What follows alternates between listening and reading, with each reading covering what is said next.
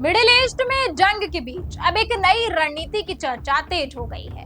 Israel के प्रधानमंत्री Benjamin Netanyahu ने संकेत दिए हैं कि ईरान पर दबाव बढ़ाने के लिए क्षेत्रीय देशों के साथ एक नया गठबंधन तैयार किया जा रहा है। कहा जा रहा है कि पूरा प्लान बेहद गोपनीय तरीके से आगे बढ़ाया जा रहा है। क्या खाड़ी देश अब खुलकर इजराइल के साथ आ सकते हैं?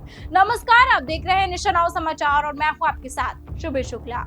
ईरान पर सैन्य दबाव, राजनयिक घेराबंदी और अब क्षेत्रीय देशों के साथ सीक्रेट गठबंधन की तैयारी। मिडिल ईस्ट में जंग अब सिर्फ मिसाइलों तक सीमित नहीं है, बल्कि कूटनीति मोर्चे पर भी तेज होती दिख रही है।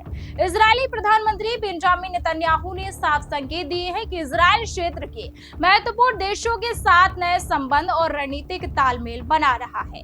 हालांकि उन्होंने किसी देश का नाम नहीं लिया है, लेकिन माना जा रहा है कि कुछ खाड़ी देश इस समीकरण का हिस्सा हो सकते हैं।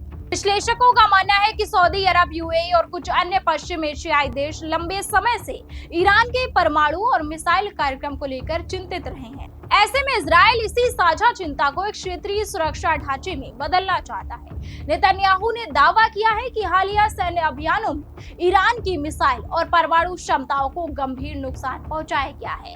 उन्होंने कहा कि युद्ध अब आधे से ज्यादा रास्ता पार कर चुका है और अब अगला फोकस ईरान को क्षेत्रीय स्तर पर अलग थलग कर सकता है। इस बयान को सिर्फ सैन्य नहीं, बल्कि एक बड़े जियोपॉलिटिकल मैसेज के तौर पर भी देखा जा रहा है। मतलब साफ है, इजराइल अब अकेले नहीं बल्कि साझेदार देशों के साथ ईरान पर दबाव बढ़ाना चाहता है। खाड़ी देशों के साथ इस तरह का तालमेल ईरान के लिए नई चिंता बन सकता है। अगर क्षेत्रीय सहयोग बढ़ता है तो तेहरान की रणनीतिक स्थिति और भी मुश्किल हो सकती है।